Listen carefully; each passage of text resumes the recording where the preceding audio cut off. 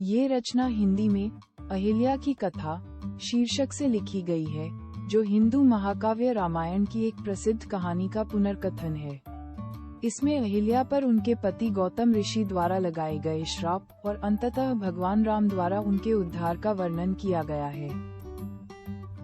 1. इंद्र द्वारा धोखा दिए जाने के बाद अहिल्या को राख के रूप में रहने और केवल हवा पर जीवित रहने का श्राप मिला था। 2. ऋषि गौतम ने भविष्यवाणी की थी कि वह अपना रूप तभी पुनः प्राप्त करेगी जब भगवान राम आश्रम में आएंगे।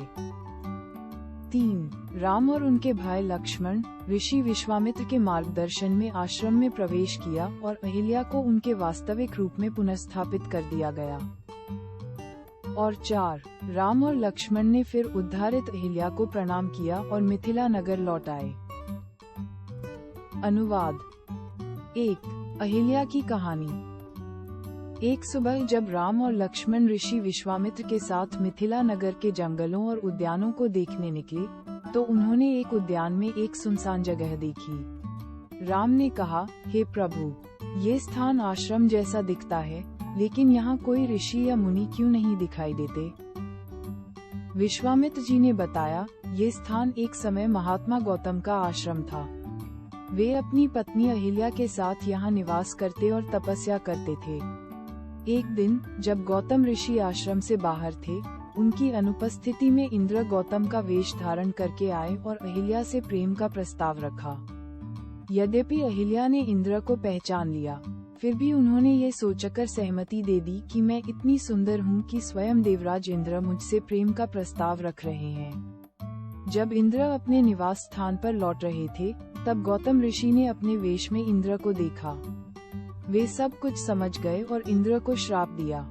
इसके बाद उन्होंने अपनी पत्नी को श्राप देते हुए कहा, हे दुष्ट स्त्री, तू यहाँ हजारों वर्षों तक राख में पड़ी रहेगी, केवल वायु पीकर कष्ट भोगेगी। जब राम इस वन में प्रवेश करेंगे, तभी उनकी कृपा से तुझे मुक्ति मिलेगी।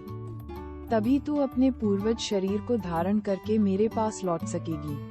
ये कहकर गौतम ऋषि इस आश्रम को छोड़कर हिमालय में तपस्या करने चले गए। इसलिए हे राम, अब आप आश्रम के भीतर जाए और अहिल्या को मुक्ति दिलाए।